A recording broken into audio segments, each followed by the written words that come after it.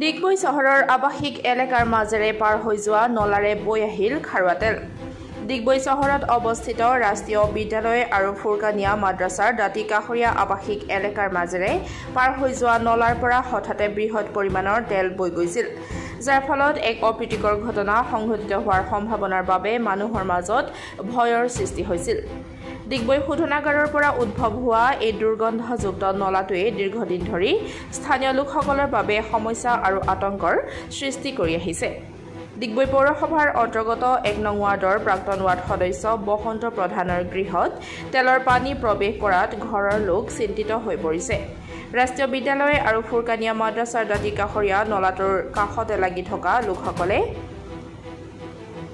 অতি ওচৰৰ পৰা পাৰ হৈ যোৱা নলাৰ পৰা বৃহৎ পৰিমাণৰ খাৰুৱা তেল বৈ থকা দেখি অসম তেল সংমণ্ডল ডিগবৈ শাখাৰ বিষয়ববীয়াসকলক খবৰ দিয়ে। খবৰ দিয়াৰ পিছত অসম তেল সংমণ্ডলৰ ডিগবৈ শাখা তথা ডিগবৈ শোধনাগাৰৰ এটা দলে তেল প্ৰবাহিত হোৱাত বাধা দিয়ে আৰু সংগ্ৰহ কৰা তেলখিনি নলাৰ পৰা উঠাই দিয়ে।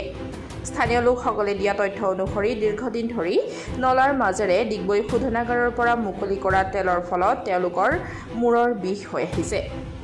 ইয়াৰ ফলত নলাৰ পাৰত অৱস্থিত আৱাসিক এলেকাৰ শিশুসকলে দুৰ্গন্ধযুক্ত পৰিৱেশত অধ্যয়ন কৰিবলৈ বাধ্য হৈ পৰিছিল। ডিগবৈৰ পৰা নিতুমণি শইকীয়াৰ ৰিপৰ্ট, পাব্লিক টিভি অসम। घर में हमरा था वो लोग को बाहर गया है हमें चौकीदार रखा है रात गोटा सुने नहीं था तेल तो घर में उठ गया पानी ठू किमान दिन में देखिए तेल तो एक बार भी हुआ रहा ना तो सिक्योरिटी लोग आके उठा के लेके जा रहा और बीच में हुआ रहा आज में फिर মানে ভলিউমত বৰষুণ দিলে আমাৰ ডিগবৈ আইএসিৰ তেলৰ যোনটো নলা এই নলাৰ পৰা গোটেই তেলৰ পানী আমাৰ ঘৰৰ প্লাছ আমাৰ কমসে কম 40টা ঘৰৰ আশে পাশে থকা ঘৰৰ মানুহৰ ঘৰত তেল পানী হুমাই গোটেই বস্তুখিনি বৰবাদ কৰি দিলে। আৰু যিমান তেল আজি দেখিছোঁ হঠাৎ ইয়াত তেলৰ ড্ৰাম লৈ কিনে আইএসিয়ে তেল কালেকশ্যন কৰি আছে। মই ক'ব গ'লোঁ যেতিয়া কি আপোনালোকে একবাৰ ভিজিট কৰক, ঘৰে ঘৰে ভিজিটে কৰা নাই, কমসে কম ঘৰে ঘৰে ভিজিট কৰক। ভিজিটটো নকৰিলে তেলটো কালেকশ্যন কৰি আছে 10 মিনিট থাকিব নোৱাৰে। আমি গোটেই ৰাতিটো বহুত প্ৰব্লেমত আছোঁ, গোটেই ৰাতি হোৱা নাই, তেলৰ গোন্ধত আমি থাকিব পৰা নাই, উশাহ ল'ব পৰা নাই। আজি আইএসি কৰ্তৃপক্ষক আমি মাতি আনি দেখাইছোঁ। এতিয়া আমাৰ বসুমতী ছাৰেও আহিছে চাইছে। আজি মানে কিমান মানে ৰিকুৱেষ্ট কৰাৰ পাছত আমি ঘৰত 2-3জন আইএসি কৰ্তৃপক্ষক মাতি কিনি দেখাইছোঁ। আজি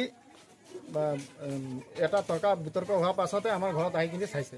এনেকুৱা বহুত আছে, কিমান মানুহৰ দোকান হেৰি হ'ল তাৰ পাছতো আহি কিনি চোৱাৰ পাছত এতিয়া আমাক সেই তৰ্কাতৰ্কি হোৱাৰ পাছত আমাক কৈছে আমি এটা কেছ দিছোঁ, আমি এটা কাম ৰখাইছোঁ।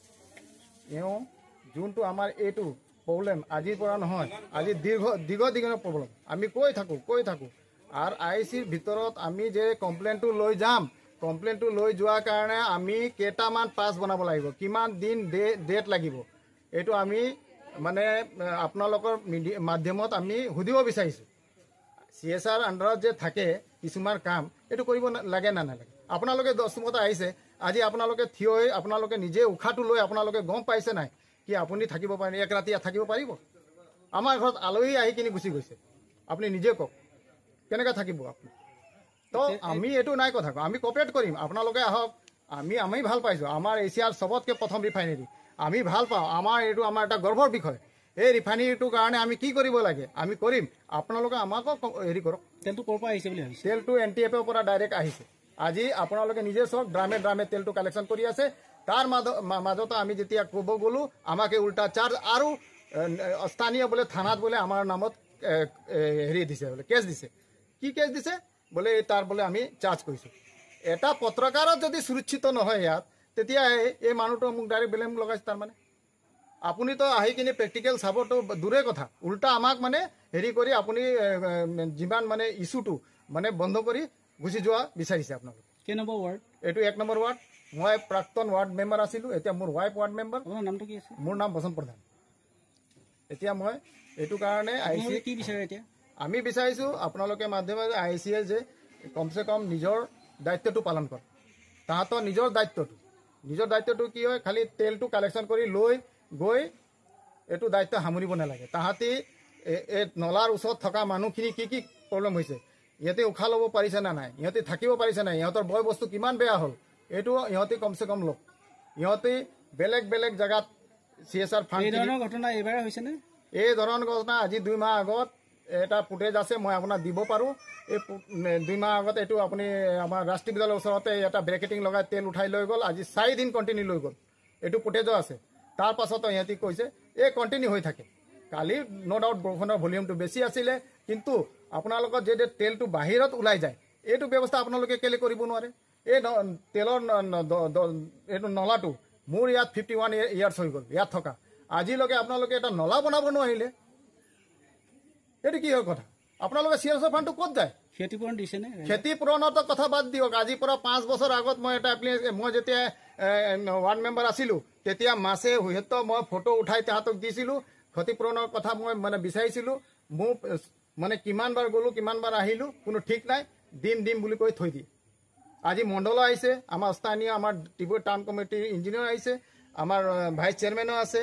তাৰ মাজতে সিহঁতে ছাৰ্ভে কৰিছে, গম পাইছে এতিয়া কি এনেকুৱা হৈছে। আপোনালোকৰ আছে ওচৰত, এতিয়া আপোনালোকে নিজে তদন্ত কৰক। আৰু আমি এইকাৰণে আপোনালোকৰ জৰিয়তে কৈছোঁ IACA নেক্সট আপোনালোকে এই বস্তুটো ভালকৈ কেয়াৰ লওক আৰু ক্ষতিপূৰণ দিয়ক মানুহখিনি যে জীয়াই থাকিব পাৰিব, ইয়াত উশাহটো ল'ব পাৰিব, ভাল সুস্থ উশাহ এটা ল'ব পাৰিব, এইটো কৰক। আপোনালোকে ইয়াত শোষণ কৰি ইয়াৰ পৰা তেলখিনি কাম কৰি নিজৰ পইচা ঘটি আৰু ওপৰৰ মহলক মানে আপোনালোকে পইচা পাতি দি কিনি মেনেজ কৰিলে নহ'ব। পলিউশ্যন ডিপাৰ্টমেণ্টটো কৈ এইটো পানীত বোলে তেল নাই, এইটো পানীত বোলে হেৰি নাই, গেছ নাই, এইটো পানী। এই পলিউশ্যন ডিপাৰ্টমেণ্টকো আমি সুধিব বিচাৰিছোঁ আপোনালোকে কেনেকৈ চাৰ্টিফিকেটটো দিয়ে। ধন্যবাদ।